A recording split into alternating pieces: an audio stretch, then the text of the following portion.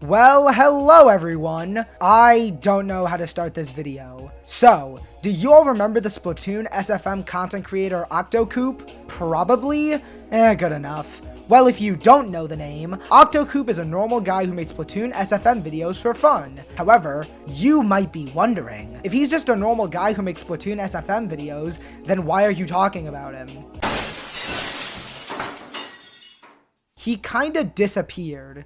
So, I want to do a sort of retrospective on him, and look back on all the series he's made. Now, what I am defining as a series by Octocoop is anything that he has a playlist on his YouTube channel. So with that arbitrary rule, the series that we'll be looking at today for this video are Splatoon Parody, Two Wild Lovebirds, The Friendly Sanitized, The Shiners, and Take Back the Turf. If you don't think that this list covers the accurate Octocoop cinematography, then my bad. And one more thing before we begin. We'll be going by how old each series is. So let's get started with...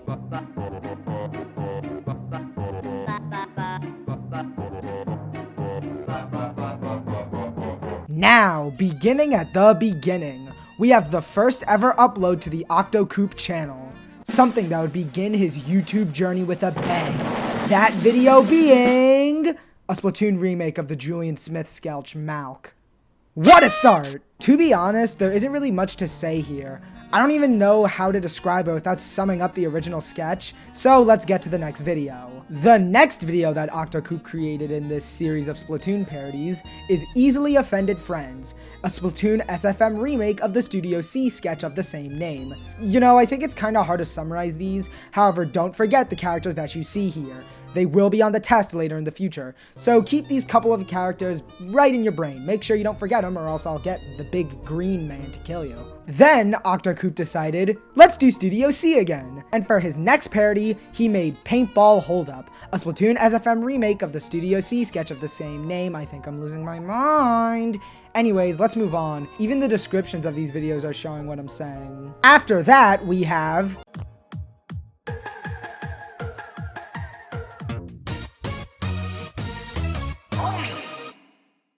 well, that's new.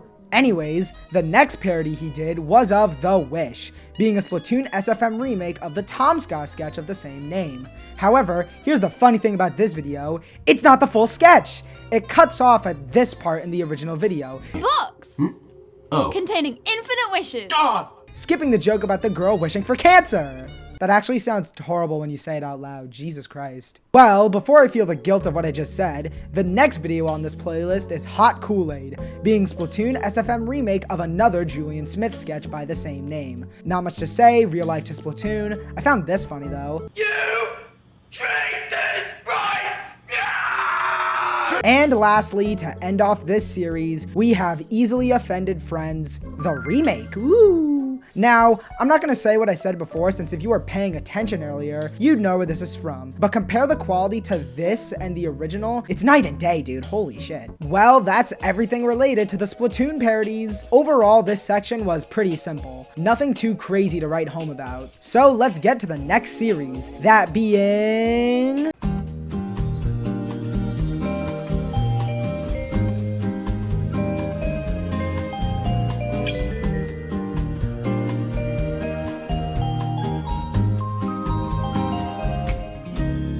Now, for the first completed series that was made during Octocoop's history. Two Wild Lovebirds is a 10-episode series about wild love and birds. Wait, that's not it? Alright, fine, let's just cover the first episode. Starting at the beginning, we have... ooh, a title card. This episode begins with our main character, who I won't say the name for just yet, feeding some birds. Then he gets called by his friend Indigo, and he leaves and meets up with him. Then, once the two of them meet up, Green Guy then starts talking about how he and his sister ain't got the best relationship, and then Indigo asks, you know, I'm not an expert, but you probably shouldn't ask that after someone is telling you about their problems. But enough about them, I gotta cover the second main character. We then cut to this Octoling girl, and she's talking to a bird. Then an evil Octoling lady scares the bird and threatens our Octoling. Then our Octo girl gets sad and yearns for the surface. Then, we cut back to our main Inkling, and he's talking to his sister, who's named Bordeaux. I hope I pronounced that right. But Bordeaux shoos our Inkling away. We then cut back to our Octo gal. She's sneaking around trying to leave, but she gets noticed and...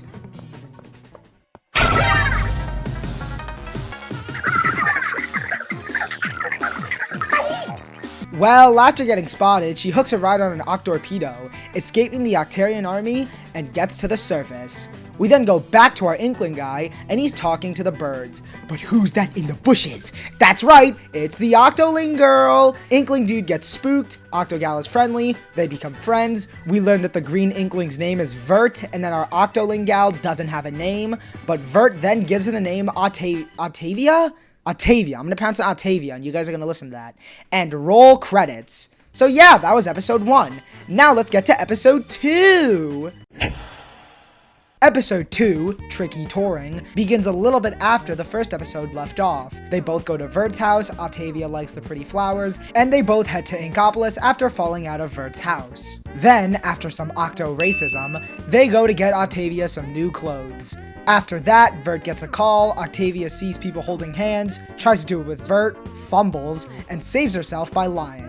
Then, after a montage of stuff over the span of 3 hours, Vert and Octavia head to Bordeaux, since Vert needs to help her out. Octavia says hi, Bordeaux gets Ohio Fear, Octo Racism 2 happens, and Vert and Octavia leave. Vert then apologizes to Octavia, and she's fine with it. However, 2 nerds then pick on Vert and Octavia goes to defend him, but she is stopped by Vert. Then Octavia explains to Vert about why she abandoned the Octarian army. It was mainly because of her boss and everybody else seeing her as a worthless piece of splat. But Vert comforts her and it's all good. After that, they end the day by going back to Vert's house. Octavia tells Vert about how she escaped. Octavia gets sleepy, so she sleeps in Vert's bed while he sleeps on the couch. Octavia also slips up again. What? And they both go to sleep. Oh, also another Octarian makes it to the surface, but shh, let's move on to episode 3. So, the episode begins with a dream sequence of Octavia dreaming about Vert and dreaming about being lovers. But then they get blown up. Then, Octavia wakes up and sees that the outside of Vert's house is drenched in ink. However, it's only because the turf war matches are going on. But as Vert explains it to Octavia, she ain't listening. Then they both watch the turf war matches, and after 2 hours of turf warring, Vert's bird, Emerald, pulls up, and Octavia finds it cool. It talks about how she always wanted a bird, and then we do a flash forward, and Octavia is eating an apple while Vert talks to Emerald about getting a strange feeling in his heart about Octavia. Wonder what that means. Then, after, Vert tells Octavia about how they can get her a bird. She's up for it and changes into her exploring fit, and Vert likes it. Then, Vert changes into his exploring fit, and Octavia...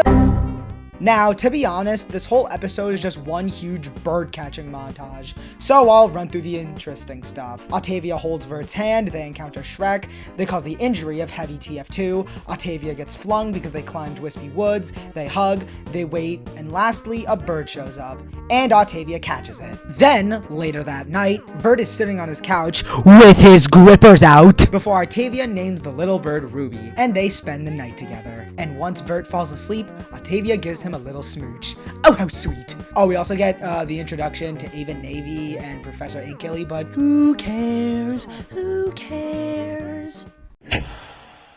I think you can take a guess on what happens in this episode, but let's run through it. The episode begins with Vert and Indigo talking, with Vert suggesting that Indigo competes in a cooking tournament, but Indigo don't want to, since he would feel like a show-off, but changes his tune at the idea of Bordeaux liking something he does. And speaking of liking things, due to Vert liking Octavia, Indigo suggests that they go on a date, but Vert doesn't want to rush into it since they met 2 days ago. Jesus, that's kinda odd. Indigo sets up Vert to go on a hike with Octavia, and they get going. Once they begin hiking, Vert suggests hiking up the mountains. However, Vert's a pussy and is afraid of heights. A few minutes pass, Octavia climbs up, Vert doesn't, he explains why, and they move on. Then, while walking, Octavia gets hungry and Vert goes to get her a fruit, and Emerald hooks him up by getting him an apple, Octavia's favorite. Then, after Octavia eats the apple, they both get lost in their thoughts, wondering how to confess to each other. But Octavia ends up taking the initiative, and they ask to speak in an even more private place. And in that privater place, they both confess, and now they're dating. Yahoo! We then see them talking behind a rock, before seeing, oh hey, it's the Octarian army. I wonder who they're looking for. But because of their unexpected arrival, even though it wasn't since it was foreshadowed back in episode 2, but shh, the characters don't know that, Octavia grabs Vert and they start running. Shame they didn't see that hole though. But after they get their bearings, they set up camp down there and have a nice lovey-dovey moment before Octavia slumbers, Vert kisses her, and roll credits.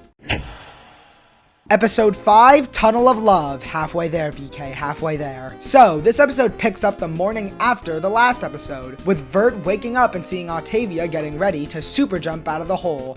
But she,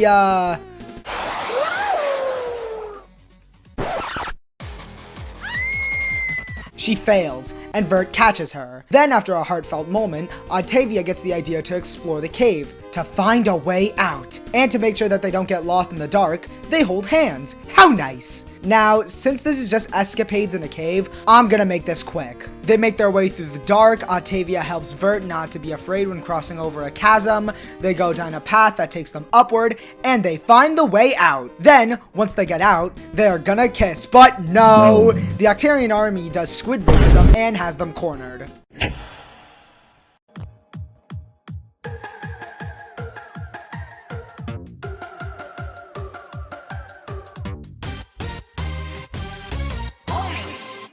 Whoa! New intro! Anyways, this episode picks up right where the last one left off, with Vert and Octavia cornered and trapped. But before they can make a plan, the Octolings charge them, catching Octavia but letting Vert slip away. However, he's still being pursued, but before these two Octolings can do anything,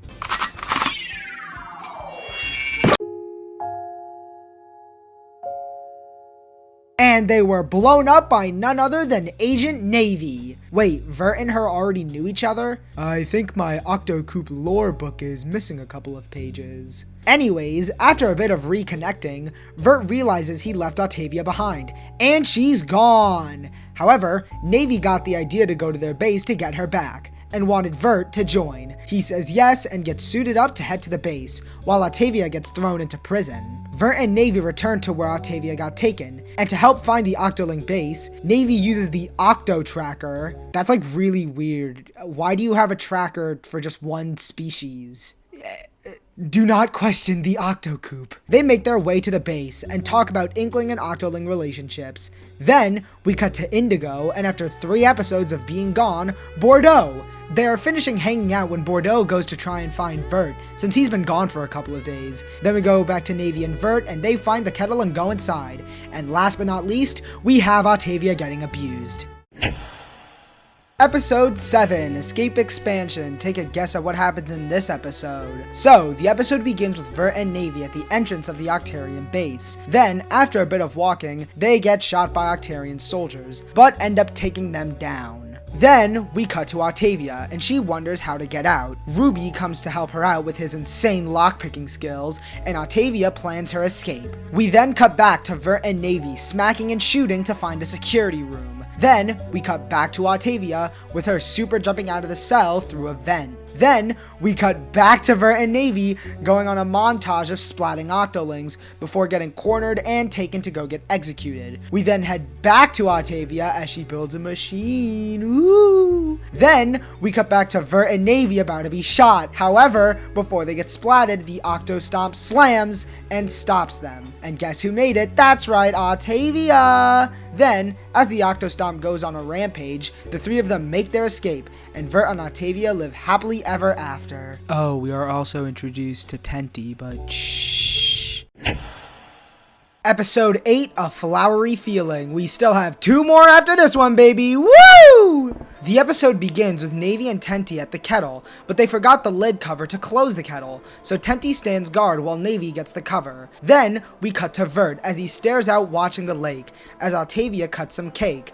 Oh, that's a bar! However, before they could kiss, they get interrupted by Bordeaux. However, this isn't the normal Octoling racism we're used to, since this time we learn, why not? Why don't you like Octolings? Because Octolings killed my grandma! Yeah, so Vert and Bordeaux's parents were killed by Octolings, and Vert needs some time alone to process it. Then we cut back to Navy, and she sees that Tenty got beat up by that generational hater of an elite Octoling. However, Navy leaves Tenty to close the kettle as she goes to find the Octoling. Then we cut to Octavia and Bordeaux. They have a talk, Bordeaux accepts Octavia, and all is good. Then, later, Vert and Octavia are walking in the forest to talk about the situation, before hearing the elite Octoling hunting them. However, this time, they won't back down, and they have a plan. And this is where I cut to the next episode.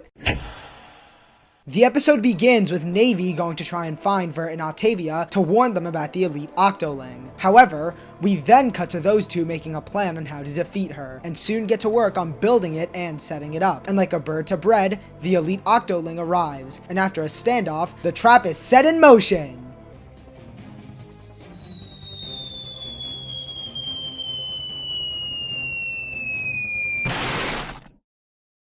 And it fails. Then, due to Vert being sick of this, he goes to fight the elite Octoling, but gets fucking sidekicked straight into the dirt. Then, Octavia goes to stop her, but she ends up getting choked and nearly stabbed, before Vert hits her from the side and commits a homicide! Yeah! We love homicide! We love homicide! By the way, she's like actually dead. Like there's no coming back for her, there's no respawn points in the woods. Vert is a murderer. He killed someone. Anyways, after that, Navy finds them and gets Octavia to a hospital. Once they get to the hospital, Octavia only needs her throat to heal, since it got choked. However, Vert is a bit emotional and leaves. Then, Navy needs to go check up on Tenty, leaving Indigo to wait for Octavia to wake up. Then, once she wakes up, Indigo takes her back to Vert, and all is good, once and for all, and there's no need for any more. God damn it. The episode begins with Vert and Octavia talking while looking out onto the lake. Then they start talking about what happened last episode.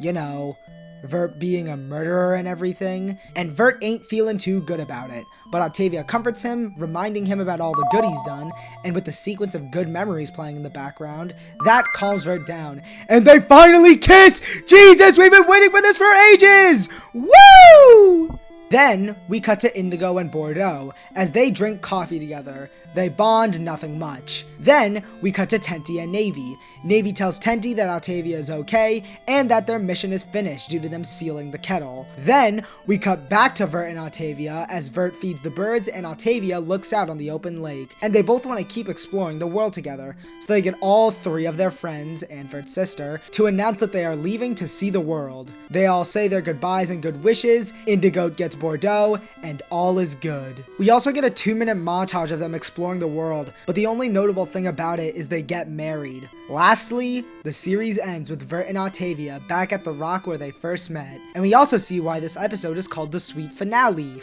They had a kid! And the series ends with them telling the story of what we saw happen in the show.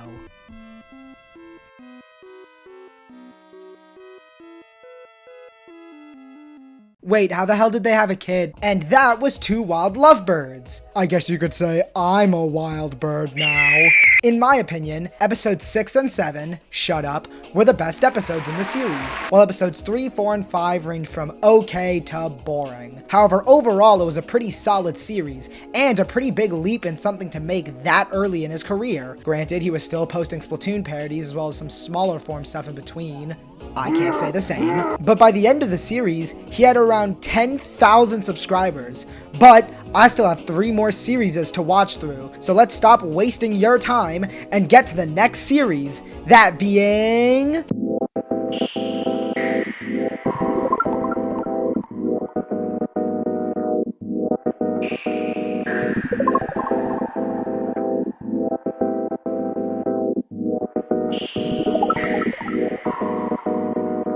Now, this series, oh, this series. I've already watched this series before. However, I'm still gonna cover it, since it would be unfair if I didn't. Anyways, let's begin with...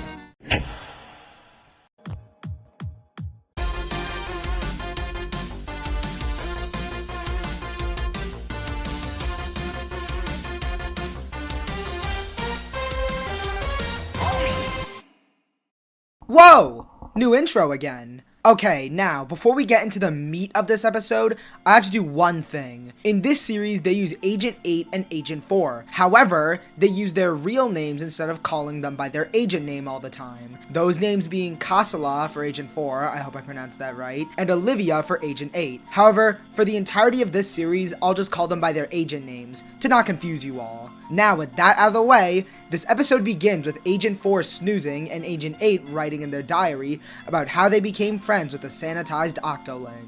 We then get a flashback to 2 weeks ago. Agent 8 and 4 were gonna go get lunch. However, 8 heard some strange sounds coming from that one area where you would enter Octo Expansion, and they decided to investigate. When they entered, they kept hearing the noises, and it was mainly hello. But once they got to the station platform, that's when Agent 4 noticed an octoling walking around. A sanitized octoling. But he didn't seem hostile, so they approached him. And he knew nothing, a complete amnesiac. So, Agent 4 and 8 decided to help him out. They gave him a helmet to keep his sanitized face from being seen, and they hit the town, giving him clothes, food to eat, and he learned more about the world. Then, we cut to Agent 4 and 8's apartment as they enjoy some frozen cocoa. But then 8 asks our sanitized octoling about being mind-controlled by whoever made him. But he's got nothing. He can't even remember his name. However, Agent 4 realizes that the number 70 was on his armor. They then get the glorious idea to name him 70. And all is good. They also mention Agent 3, but... We then cut back to the train station where 70 wants to sleep. However, Agent 8 sets a condition for 70, being that he can't wander the tunnels without Agent 8 or 4's permission, and if he goes into the city, he needs to keep the helmet on. Wait, that's 2 conditions though. After that, however, we check back at 1:30 in the morning, as 70 is awoken by strange sounds, and decides to investigate. What he sees is some dude walking around, but before he can help him, it turns out he's a creepy knife murderer!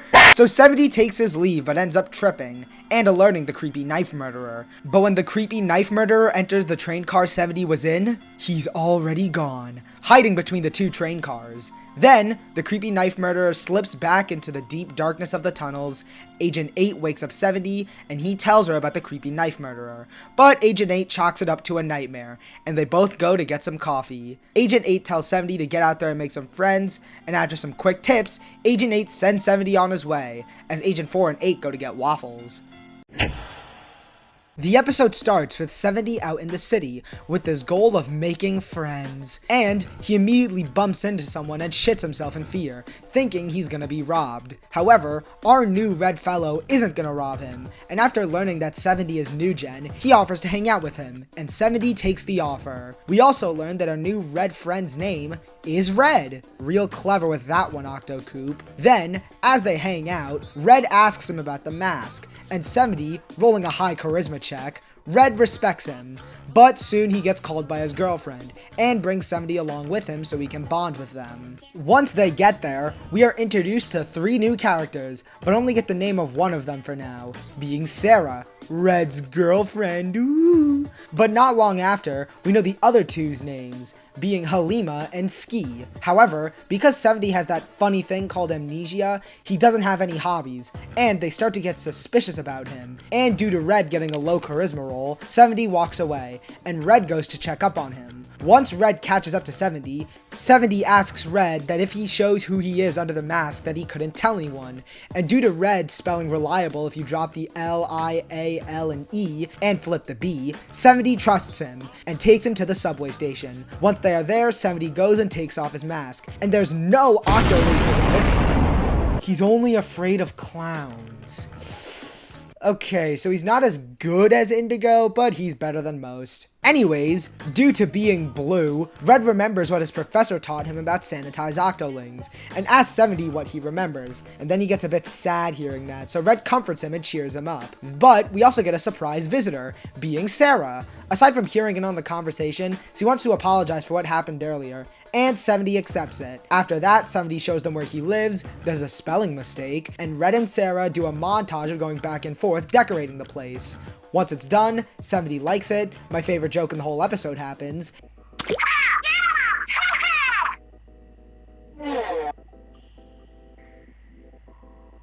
And Red and 70 are officially buddies. Also, Sarah's there too, but shh. After all of that, 70 calls Agent 8 and tells her about his day, and also thanks Agent 4 for getting the new phone before heading to bed.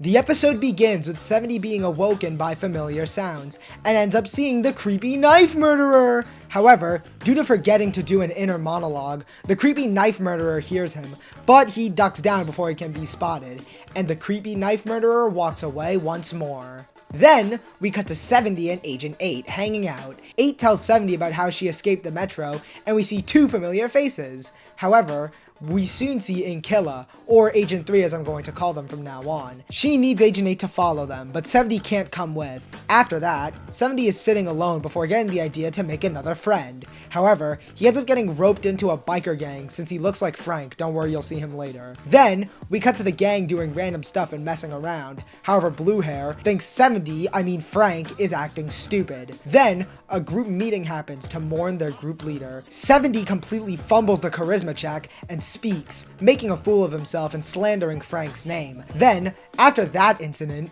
Blue Hair makes himself the leader and they all go to beat the hell out of cars! Yeah! However, 70 doesn't feel right doing this. Then, Blue Hair starts pressuring 70 for not breaking cars, and right before Blue Hair can do anything more, 70 bails. However, one of them followed. Then, after Black Hair asks some questions, 70 tells her that he's not Frank, but she doesn't understand until he takes off the mask.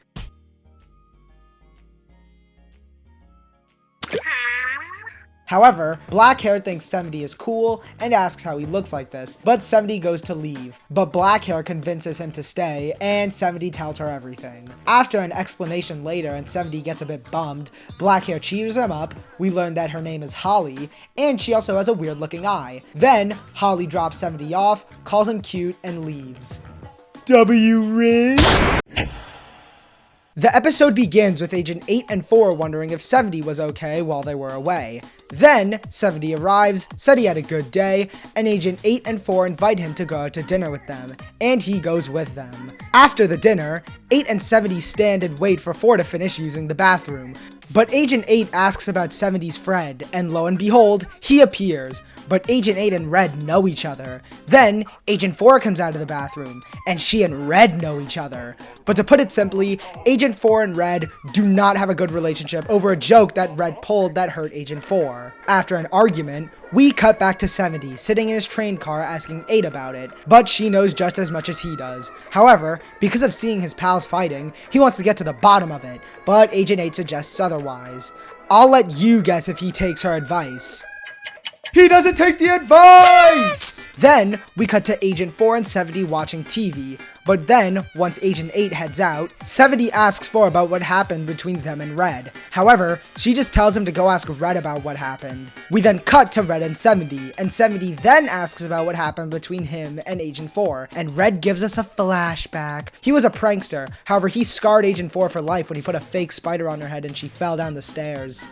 Then, at 11 at night, 70 gets paper and begins to write apology notes on behalf of Red and Agent 4. The next day, Agent 4 and Red meet up, they forgive each other, and all is good. Wait, Red didn't send a letter to her? Neither did Agent 4? Uh-oh. They end up arguing, and Agent 8 catches 70 and is disappointed, and he has a bit of a cry. Then, Agent 8 goes to talk to him back at the station, and after 8 tells him some knowledge, they both go and hit the food truck.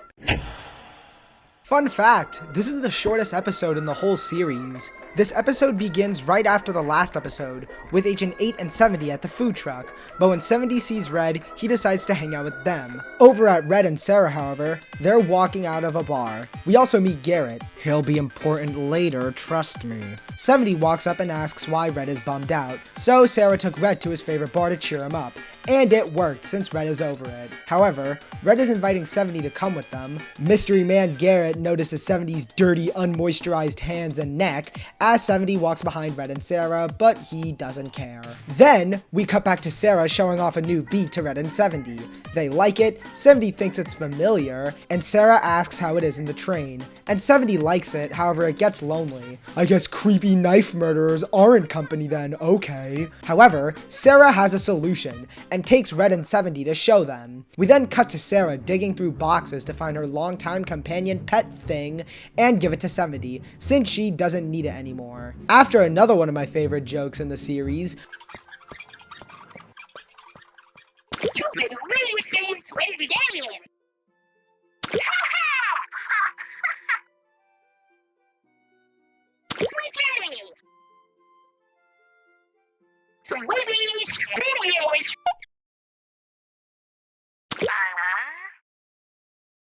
we cut to 70 telling Marty about his day, and once he's done, they both head to bed. Then, at 2:20 a.m., 70 and Marty are awoken by our good friend, the creepy knife murderer, as he checks the pointiness of his knife. Marty rolls around him and our knife murderer is gone like the wind. After that, 70 scolds Marty and they head back to bed.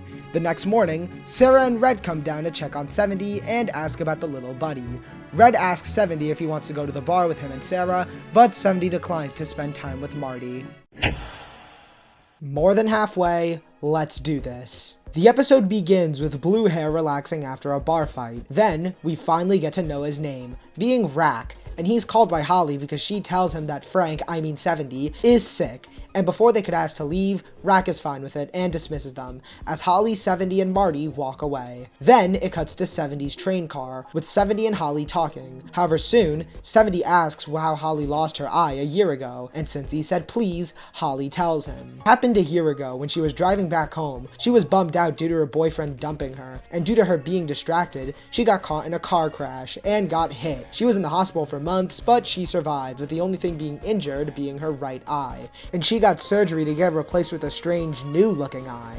After a bit more bonding, we cut to it being 3 a.m. with 70 looking out the window, and Holly asks why, and it's because of the creepy knife murderer. Also, something funny is 70 says it happens every midnight, but it's 3 a.m. After some even more bonding, the iconic creepy knife murderer sounds play, and 70 rushes to cut the lights and tells Holly to keep down and stay quiet. However, they don't do either, and rush out to confront him, but Holly then gets knocked out by a chucked frying pan, and the creepy knife murderer grabs her and drags her into the tunnels. So 70 gears up, boots up Marty, and rides him off into the expanse of the tunnels. After a bit of riding, 70 finds the room where the creepy knife murderer could be, and tells Marty to stay put, which he doesn't. After walking through some hallways, 70 finds a room of mounted sanitized octoling heads. However, he soon hears Holly's voice and makes his way to her. After 70 finds Holly, Holly is happy 70 came for her, and when 70 asks why she's tied up, it's so she can't call the cops. However, before 70 can learn how to untie ropes, a knife nearly strikes him and our creepy knife murderer is to blame. But upon seeing 70, they drop the mask, and it's revealed that he's a woman! That's a woman? Then, we also learn she's called XK, and that she's been hunting sanitized octolings for decades, blaming them for the destruction of the metro, and she tries to kill them from continuously sabotaging the world. Then, after a bit more talking, XK cuts the chit-chat, and goes to destroy everything that the Professor and Tartar created, starting with 70. However, she is quickly handled by Agents 8 and 4, but 8 isn't happy with 70 due to him exploring the tunnels. Then, once they get back to the main station platform, Agent 8 still isn't happy, however they'll have to discuss it another time, and Agent 4 and 8 leave, and Holly leaves a bit after, leaving 70 questioning about his motives. Ooh, questioning. The episode begins with 70 laying in his train car doing nothing. However, he soon gets a call from Red. Red calls him to ask if 70 wants to go bowling with him and Sarah, and 70 says yes and heads out to meet them. Then, we cut to them leaving the bowling alley, and as they all talk about having a good time, wait, what's that sound? BAM! That's right, it's the biker gang! Rack calls 70, calls his friends wimps, and says that he should be hanging out with them. Red asks who they are, and we also learn that the biker gang's group is called the 8 Octo Riders. Then, When Rack calls 70 over again, Red and Sarah says that his name's 70 and not Frank. And before Rack can get Among Us sus, Holly steps in and says that 70 is a nickname. However, the 8 Octo Riders still want 70, and since Red and Sarah aren't giving him up, they apprehend Sarah and Red. 70 begs for them not to be hurt, and Rack gives him a choice: choose the weaklings or his strongest allies. However, before he can make a choice, Frank comes by, I told you you'd see him, and Rack realizes that 70 is a copycat, and Rack tells Holly to take care of 70's mask, and he gets exposed for being green! But before Rack can teach 70 a lesson, Holly grabs him and hightails out of there. However, Rack soon follows suit and tells his gang to stay there and keep Red and Sarah held, but Red bribes them with chocolate. Once Holly and 70 are on the road, Holly plans to take 70 back to the subway to keep him from getting hurt, but Rack is already getting closer and Holly floors it. Then we cut back to the 8 Octo Riders and they are running away with chocolate. Guess the bribe worked and Red immediately goes to catch up with them. However, Sarah stops him since they don't know where they're going, but Red has an app that tracks his friends. However, they need to get there fast, and since neither of them can drive, Sarah suggests the monorails. Then, we cut back to our high-speed chase, and Garrett, as well as Agent 8 and 4, see him. But 8 realizes that his identity is exposed, and both of them make chase after. We then cut to Holly pulling into the alleyway to the metro, and 70 isn't happy, and after Holly and 70 talk some more, Rack dives and lands on 70. But before he can do any more, Holly stops him. He asks why, Holly says it's because they are friends, Rack wants a better reason, Holly tells him that he got amnesia, and then he backs off begrudgingly. Then, Red and Cher show up to stop them, and Red kicks Rack in the face before 70 can say they're good now, and Red keeps his eye on him. Then, after all that, everything is a-okay. But then the cops come, and they all super jump away, but 70 can't do that, so he hoofs it. The episode begins with Red, Sarah, Rack, and Holly after they super jumped out of there. But then when Red asks about our good pal 70, he finally catches up with them, and in the process bring the cops along with him. After even more running, they finally lose their tail, but Rack learns that they sent the whole military army after them. Red's guess is to try and catch 70. Then when he asks what's next, Agent 4 and 8 show up to check on 70. He says that he's fine thanks to his friends. However, due to his face being exposed, 8 has to send him to a new location, but that's not possible now since multiple countries are hunting him down. 4 suggests the metro that 8 escaped, but at first she's against it, but comes around to the idea. We then cut to the tunnels, where they're all walking to Grand Central Station. However, Rack and Holly aren't that supportive. And when 8 asks why they came, Holly is there for 70, gets clocked by 8, then they have an argument, but 4 shuts it down, with the reason being they're working together to escort 70. But then, Red isn't really happy about working with 4, and then they start arguing. Then, once everyone else is arguing, Sarah and Rack join in too, since why not? All this arguing causes 70 to speak up, and it fails. Guess he used all his charisma back in episode 2. But due to them not listening, he goes off on his own. Then, as he wanders, he encounters Garrett, and he and 70 make their way over to Grand Central Station. They talk about Red, 70 talks about why he left them behind, and they continue onward. Back at the arguing squad, Red realizes that 70 is gone, and that's confirmed by Agent 3! God, last time we saw them was back in episode 3. 4 asks how she found them. She followed them due to the trouble with the government and is disappointed in all of them and tells them to cooperate and get over it. After a group moping session, they stop messing around and get a move on. But 4 and Red apologize and forgive each other. We cut back to Garrett and 70 at Grand Central Station. However, 70 needs to go back and get them, and Garrett is fine with it. But when 70 asks if he'll come along, he just says his work there is done, and they split up. Call me sanitized the way I'm losing my mind. The episode begins with 70 trying to go and find his friends, but ends up seeing Agent 3. Agent 3 asks why he's leaving Grand Central Station. 70 wants to find their friends, and Agent 3 takes 70 to them. We then cut to 70's friends as Agent 8 is completely lost. After some reassurance from 4, they hear screaming from further forward, so they go to investigate, except for Red, Sarah, and 4, who find the examination room. We cut back to 8, Holly, and Rack finding a group of Octolings down here, with them searching for experiments. However, they soon notice our group of 3 and introduce themselves as the Scientific Analyst Team. Their goal is to try and find and investigate any paranormal activities. The Analyst Team asks if they found any disinfected, diseased Octoling. Their words, not mine. They lie about not seeing anything, and the Analyst Team leaves. Then, we cut back to Sarah, Red, and 4 as they investigate the test examination room, a place where they erase Octolings' minds post-sanitation, and 4 realizes that this is where 70 could have been brainwashed, and they start looking for clues relating to where 70's memories could be. We then cut back to 8, Holly, and Rack as 8 is feeling pretty bummed out, but Rack decides to step up and comfort her, and it works! Then, we cut to Agent 3, and 70 gets a strange feeling of deja vu before his brain starts hurting big time. Then, we cut back to Agent 4, Red, and Sarah, with Agent 4 learning how each reel is someone's memories. Red asks how they'll find 70, 4 explains it's because of his name, and Sarah finds it. Then, we cut to Agent 8, Holly, and Rack, and Holly asks if 70 has a love interest, which is a really weird way of wording that. Rack asks why, and Holly brushes it off, before Agent 8 sees 70 seizing on the floor. Agent 8 asks 3 what's going on, Agent 3 says he's having a thinking mental breakdown, and we fade to black. Then, we hear 2 people speak, an Octolings voice, and the one and only Commander Tardar, before 70 wakes up again. 8 asks if he's okay, he thinks he is, and 70 explains how his brain feels funny. 8 apologizes to 70, and he forgives them all. Then, somehow, because it doesn't make sense, Agent 4, Red, and Sarah make it to 70, and when 8 asks where they've been, Red tells them to come, since it's about 70's memory. Then, 4 shows 70 his remaining memories, and we see a sanitized Octoling lady talk about how they tested the ooze 69 times, nice, on other Octolings, and we see 70 panicking, says that he was hunted down by Agent 3, and then, before we see the sanitization happen, we get a flashback from 70 running from Agent 3, and 70 falling into the deep sea metro, and then we see the sanitization happen, and once it's done, Tardar says how 70 is now under his control. Ending of Octo expansion, Pearl blasts the statue with her voice, 70 gets hit by the laser and slams into the rock head first, before being washed out into the metro. Then, once the TV turns off, 70 wants to go back to the station, and as 70 waits for the train to come, 8 comforts him, and 70 is finally gonna get a happy ending. Hey, who put that bag over his head? And guess what? It's the scientific analyst team as they make a run for it.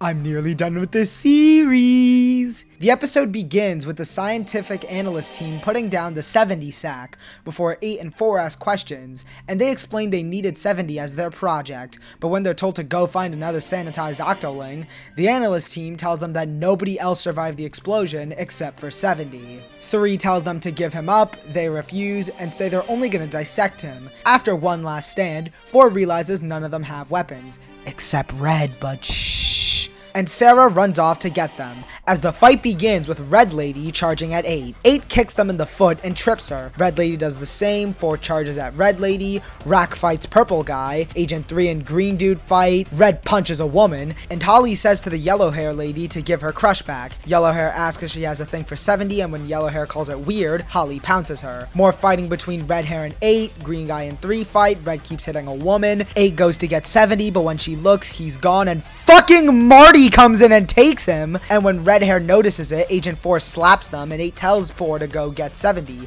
as 8 is thrown over by Red Hair. And before Agent 4 can get them out, Red Hair Hunter left their dead to Agent 4, and slams her onto the train tracks. They also kick Marty, and it hits Yellow Hair in the face, and makes her run for it, but Agent 3 stops her, and 70 crawls out of the sack, as Sarah returns with their guns, and the other scientific analyst team members fold, except for Red Hair, who skedaddled, and Foxy FNAF 2 70 onto the train tracks. But before they can continue fighting, they are stabbed by none other than our creepy knife murderer! Or XK if you're boring. She explains how it was the perfect time to strike, why no scientist could find other sanitized Octarians, and when 70 asks why she's after him, she asks why couldn't she dismember him, and 70 gives a speech on how he's like everybody else, but although the speech was motivating, he's still gonna die. Then they start fighting. 8 doesn't help 70 to toughen him up. 70 smacks her mask off, which Ultra Kill enrages her, as she chucks the knife at him, and he dodges it. XK charges at him, 70 punches her, the train comes down, and 8 helps him up, as XK is turned into paste. They then talk about the fight as 70 gets ready to board the deep sea metro. Red and Sarah say their goodbyes, with Red fist bumping him and Sarah telling him to take care of Marty. Holly says how 70 meant a lot to her and kisses 70, ooh la la. 3 apologizes and 70 hugs and forgives her. 70 thanks 4 and 8 for looking after him, and 70 boards the train and leaves them behind. Then we cut to agents 4 and 8 walking home, but before 8 heads home, she needs to handle something. Also, Garrett learns that 70 was okay. Then we cut to 8 at 70's old place, and 3 comes down there too, with them both reminiscing on 70. 3 feels bad, 8 comforts them, and we finally cut back to 8, finishing writing in their diary. However, before it's over, we cut to 70 riding the deep sea metro with Marty, as CQ Cucumber talks to him and invites him on as the assistant conductor. Before the series ends, 70 stares out and smiles.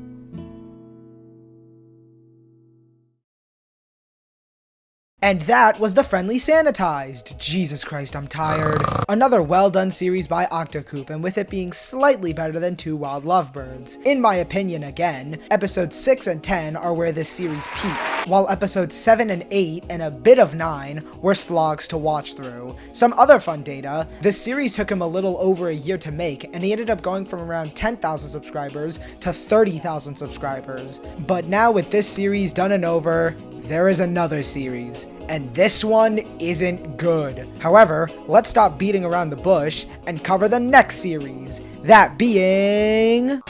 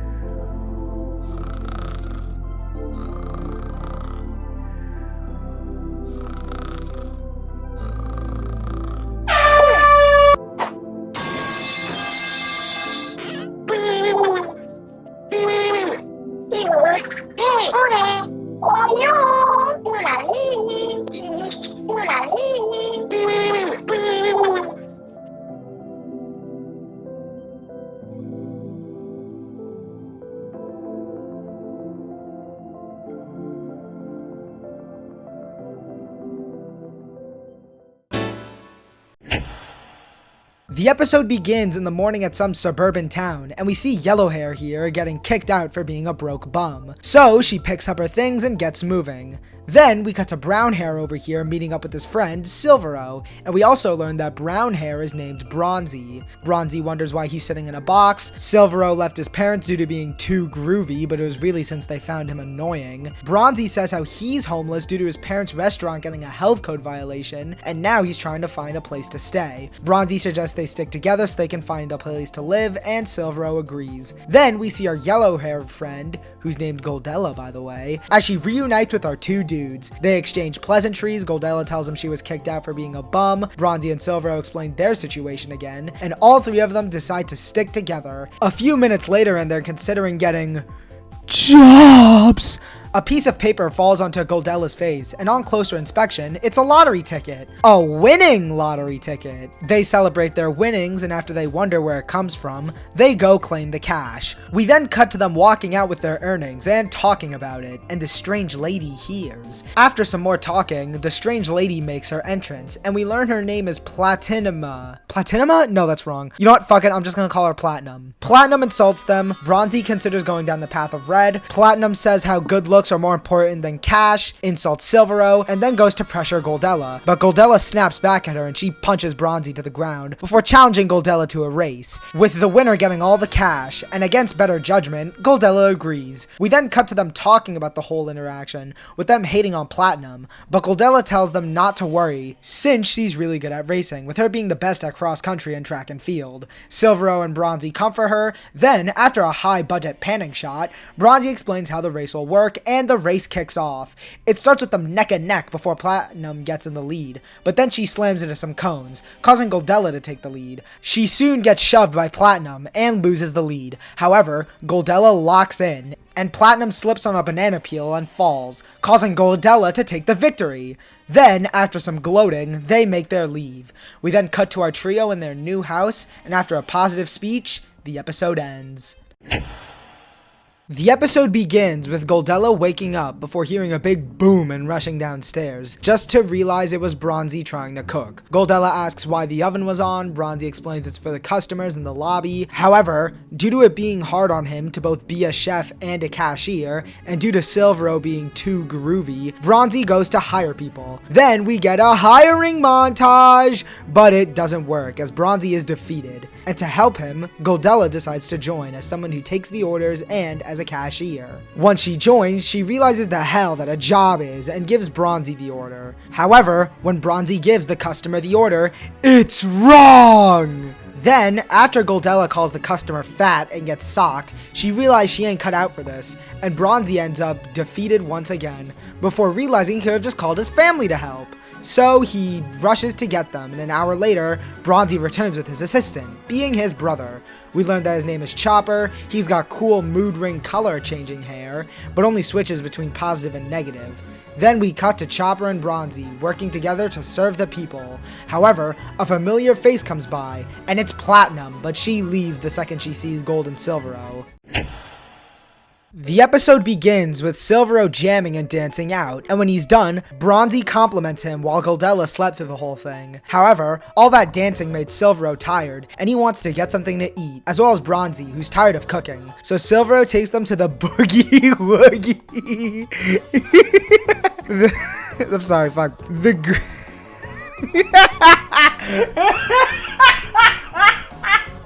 Okay, fuck. Alright. Hold on, okay. The grooviest and hippest eatery in all of Inkopolis, and Silvero treats them to whatever they like. The gang orders their meals, Goldella wants to skate, cool orange hair dude walks in, and Silvero has a fanboy moment seeing one of the hippest squid dancers in the city that inspired him to dance. Silvero goes up to him, Goldella and Bronzy make a bet to see if he isn't an ass. Silvero pulls up, we learn his name is Citrine. Citrine ends up being an ass, Goldella wins cash, and Silvero can't swear due to this being E10 and up. Wait, what's our age rating?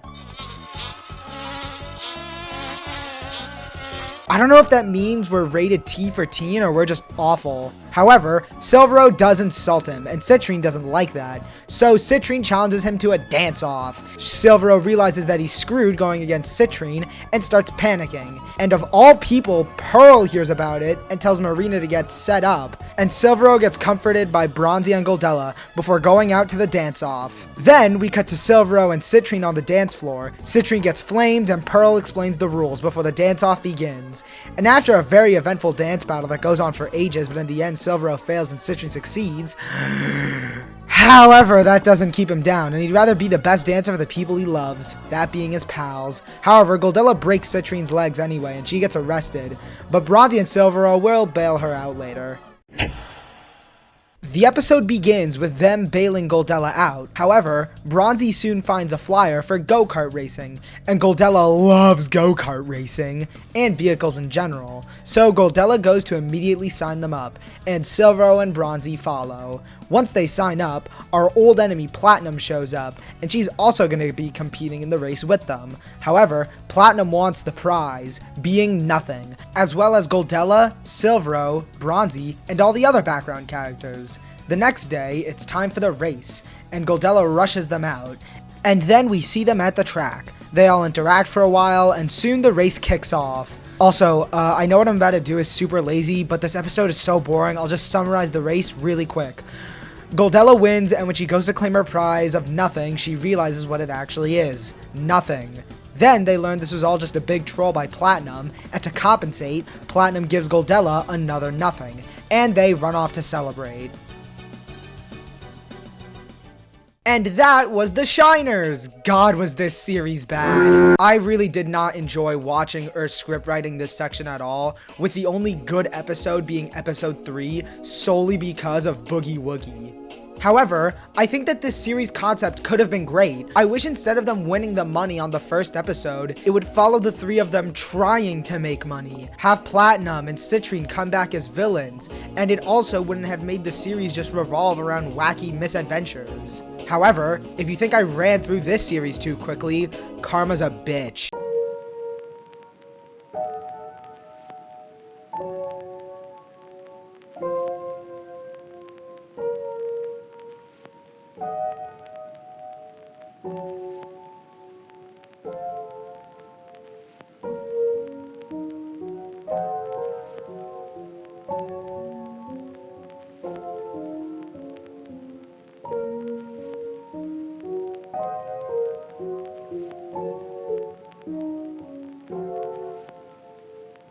And here we are. Take Back the Turf is the last series that Octocoop completed on his channel. However, there's one key difference about this series, and it's that these episodes are long. Much longer than the usual episode of any of his other series. Since this series was meant to be one large movie, but it was cut up into smaller individual parts, since it would take a really long time to make it into one movie. So let's finally get things started with... The episode begins with these two all the way back from the Splatoon parodies talking about what Cooper here has gone through. Vimy worries about Cooper, Cooper thinks he's useless, Vimy tells him to improve, Cooper says he ain't good enough, but Vimy supports him, and he's happy and wants to go play Truth or Dare with his friends. Then we cut to Blue Hair over here, who's searching for something, and she ends up finding this weird red thing, and on closer investigation, it's a lot of salmonids, as well as this Octoling dude and Tartar. Hey, so I kind of fucked up. This guy's name isn't Tartar, it's Blackout. However, I didn't learn this until the final episode, so this whole series up until this point, I'm gonna call him Tartar. However, before the drone can leave, it gets wrecked and Blue Hair runs to warn people. Then, we cut back to Coop and his pals finishing a game of Truth or Dare. Oh, also, Green Hair's name is Robert, Yellow Hair over here is Lily, Teal Lady is Francesca, and Dark Blue over here is Jordan. However, soon Vimy gets a call and she and Cooper need to dip. They answer the call that Blue Hair Inkling was Professor Inkily from all the way back in Two Wild Lovebirds, and she tells him that the Dark Army, the salmonids from earlier, are planning an ambush. Inkily tells Cooper and Vimy to start evacuating everybody immediately since it's about to start. Vimy plans to tell off the hook, and right as the two gets going, it's salmon time! After that, we get a time skip into the future, and everything is wrecked. Marina makes an announcement for the people to get to Hammerhead Bridge, and then the salmonids get them. Then, we pan up and see Cooper and Vimy talk about the situation, before Cooper asks, what now? Vimy says they need to head to Inkily to get their next task, and when Cooper asks about fighting them, Vimy says no. But right before they head to Vimy's ship, Cooper realizes they forgot the kids. Then, we cut to the kids and Vimy's sister, their names being Olive for the red Octoling, Blizzy for the blue Octoling, and Voppy for the yellow Octoling. Jesus Christ, these names. Voppy tries to comfort them, it doesn't work, and a salmonid is right at their window. It breaks in, they make a break for it, they get cornered but soon get saved by Cooper and Vimy. They go to Vimy's saucer and then fly on over to headquarters to get an analysis. Once we get there, we see my GOAT, Red, holy shit it's been so long, as he says there's gonna be a meeting for the agents. He says guests shouldn't be here, Cooper bargains, Red knows where they can go, and Urch over here takes them to the bunker. Then, we see a whole slew of familiar faces. Inkily tells us about the world crisis, Cooper calls out Inkily, and Inkily comes clean about how that Octoling dude in the sewer was her old lab partner, and how they both created the ink corruption. Navy pressures, we get a flashback on how the corrupted ink is made. It was because her lab partner threw in some sanitized ink, and the corrupted ink came to life, revived Tartar, and stole the lab partner. After the flashback, Inkily apologized, and they plan to look for missing survivors and bring them to the base. And when it comes to the commanders, they gotta wait since they're too weak. All of them leave, but Vimy decides to go against Inkily and fight the commanders, and Cooper joins her. The episode begins with all of the agents landing somewhere in Inkopolis. They argue about who should be in charge, and they are there to find anybody who is in Inkopolis. Red asks how they would get them to the island where the base is, and we meet Shelly, who is happy to help the agents and take people back to the island. Navy learns the locations of cephalopods, they split up and get going. After some sneaking around, we see Tenty, looking and finding two Octolings, one of which we've seen before, and they bicker. Tenty goes in, slimes the salmonids, and saves the two of them. We then cut to Navy, and after realizing that the kelp dome is flooded, they take a different route in. And then we see Bordeaux and Indigo, but we can't celebrate for too long, because of salmonids! However, Navy gets there just in time, and they escape. After some reintroductions, and Navy saying they can track down Vert and Octavia after Bordeaux was worrying, they get a move on. Then, we see Red sneaking around before getting jump-scared by a salmonid. However, Rack comes to Red's rescue, with Holly and Sarah. They explain how they've been, Red says they need to find more people, so he hitches a ride with Rack and they ride away. Then, we cut to an old friend. 70. However, soon the power cuts out on the train, and as CQ goes to check the control panel, 70 hears things. But instead of it being a creepy knife murderer, it's a salmon swarm, and 70 makes a break for it on Marty. Then, we cut to Urch, as he stalked the salmonids before killing one. Some more sneaking later, Urch sees a totally normal sign, and we cut to Goldella, Silvero, Bronzy, and Platinum. After some bickering and theoretical cannibalism, Urch breaks down the door and takes them with him. Then, we cut to Cooper and Vimy, sneaking around trying to get to the plaza, and Vimy's mom decided to come with. By the way, I didn't mention it, but she was worried for Vimy back in part 1. After some reasoning, Vimy accepts it, and they keep moving. Then, we see a salmonid go into an alleyway before being jumped by Garrett. He kills them, and he keeps moving with his daughter, Shelly, in tow. I think that's a different Shelly, but Garrett sees Cooper, Vimy, and her mom run by, and he chases after them. We then cut back to Tenty as he gathered up a bunch of people who I'm too lazy to get the names for, but you probably recognize, as he takes them back north to leave Inkopolis. Then, we cut to Vert waking up and Octavia wondering why the sky is black. However, they soon wonder where their son went, but he screams and runs back to them, talking about a monster, and it's a salmonid! They get saved by Navy, and at the nick of time.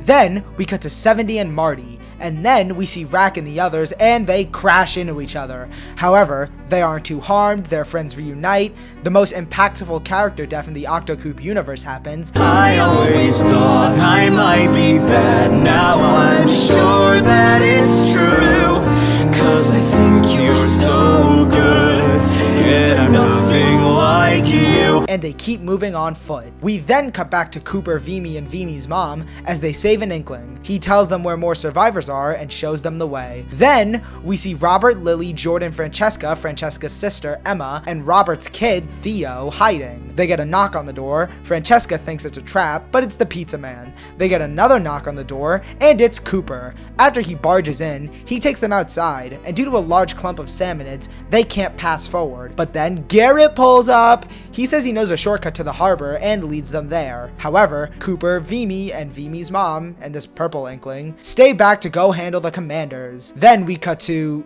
Wait, who are these two?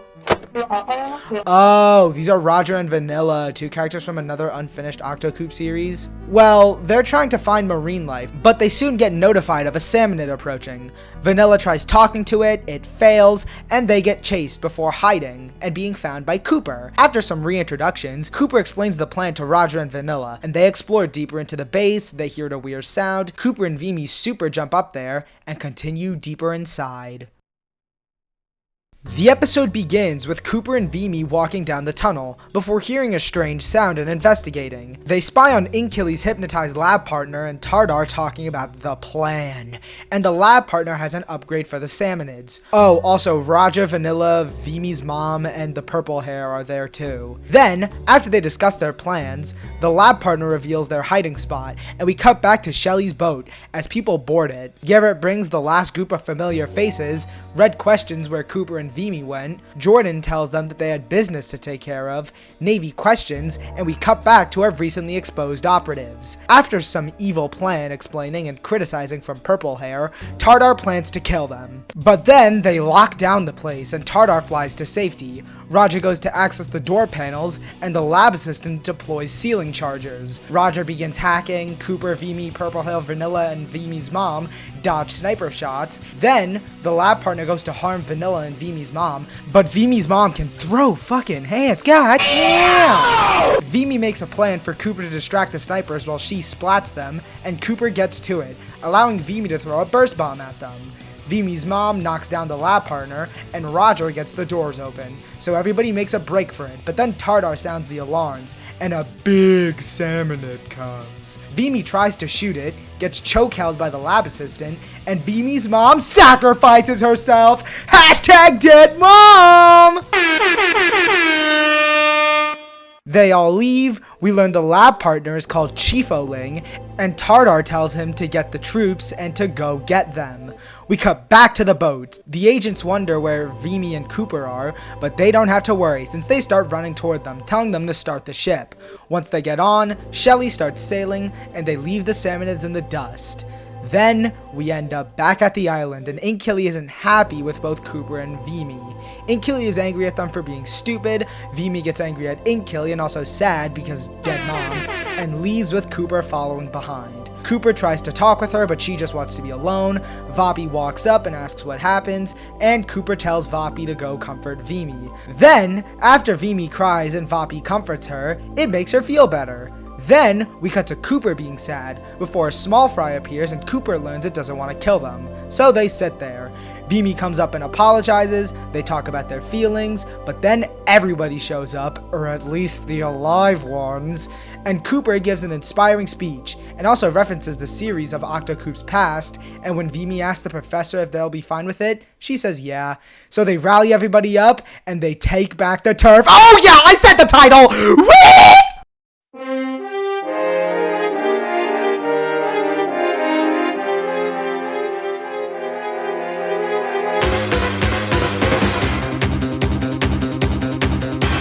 This episode begins with Small Fry, Vimy, and Cooper walking before they see something flying in the sky, and it's DJ Octavio. Inkily and Octavio talk. Inkily asks Octavio to join forces. He says yes, and also shows the last remaining troops that he has. We get a mention of the Squidbeak Splatoon, and Inkily got Sheldon to make them some new gear to test, and we get a cool montage of all the characters, and Inkily says they are ready. Vimy asks how they'll take out Blackout, and Mirka, the green-haired Octoling they saved from that pillar, shows them the answer. It's an upgraded killer whale with twice the power, but it's a one-hit shot. Then, we get a narration from Inkily as they all head out to the mainland. Once they get there, they storm the place. Then, we cut to Blackout and Chief-O-Ling talking about the success before the alarm that plays when their army is being bombarded sounds, and Blackout just lets it play out, and if it backfires, he has an ultimate secret weapon. We then cut to Inkily guiding them, and Vimy tells Wave 1 to handle the oncoming Salmonids. We get a fight scene with characters from Two Wild Lovebirds, with some exceptions, fighting off some Salmonids,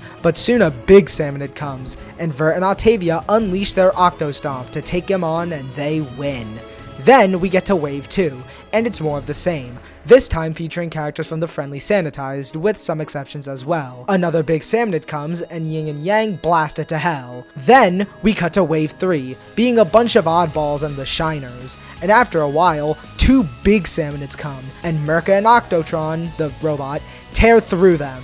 Then we have the last team, consisting of Cooper's friends and family, as they tear through the Salmonids. However, they begin to get overwhelmed, but then Octavio steps in and helps them out, as three big Salmonids come to stop him, but he handles them with ease. Blackout isn't happy and orders Chief-O-Ling to go stop him. Then, right before they continue deeper, Chief-O-Ling comes and challenges them, and him and Cooper begin to duel. He gets knocked away, Vimy's attack fails, Vapi goes to help, but before Vimy can get an attack in, Chief-O-Ling slams Vapi into her, Small Fry gets chucked, and everybody else goes down easy. Octavio then also gets parried. Cooper comes in for round 2, gets slammed again, Roger goes to swing at him, gets choke-held, then Chief-O-Ling says if anybody moves, he'll kill Roger.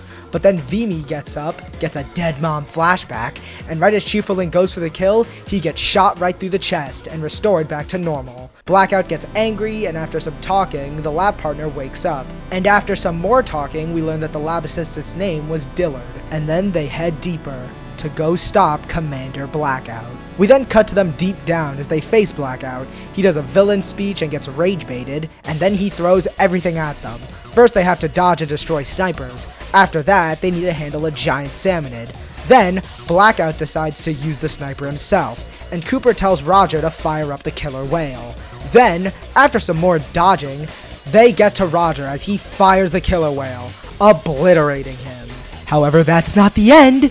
We still have 11 minutes left. The dark matter comes out and shows its true power, as they all escape the collapsing base. Once outside, they see that the dark matter has turned itself into the darkest version of the King Salmonids, making him impossible to defeat. However, Dillard gets an idea and tells everyone to oppose it. As the King Salmonid chases Vimy down, everybody gets into position with Rainmakers and blasts the motherfucker relentlessly. Then, Octavio flies Cooper and Vimy to do the finishing blow to the fishy, and they get eaten. However, he gets blown up from the inside and the darkness clears up. killing dark matter, and everybody celebrates. Then we cut to Inkily getting arrested for indirectly starting a genocide, and resigns her position to Vimy. Cooper and Vimy go to see their kids again and head home, but then they remember it kinda got destroyed. Due to the destruction of Inkopolis, they need somewhere to go, and Cooper suggests Splatsville, and it ends with Cooper and his family heading to Splatsville.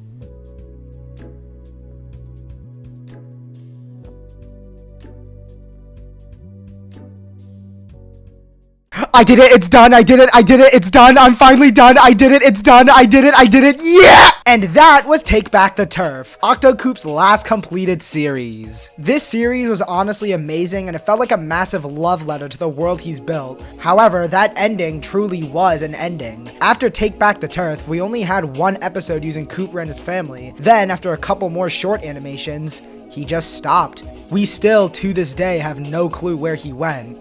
So I was actually gonna have an interview here with Octocoop, but he never responded. So Octocoop, if you're somehow watching this, please let me interview you. Please, please. Well, here we are. I'm finally free of watching Splatoon SFM content. So, before this video ends, I'd like to give a couple of thanks. I'd like to thank Octocoop for giving me something to talk about, and you. You sat down and willingly watched me talk about old Splatoon SFM animations, so I give you my props. And you know what? For shits and giggles, if this video gets 2,000 views, I'll buy this sticker that Octocoop made. Now I'm gonna head out. I've been BK Buster. Thanks for watching a teenager talk about Source Flimmaker Splatoon animations, and I'll see you all soon. Bye-bye.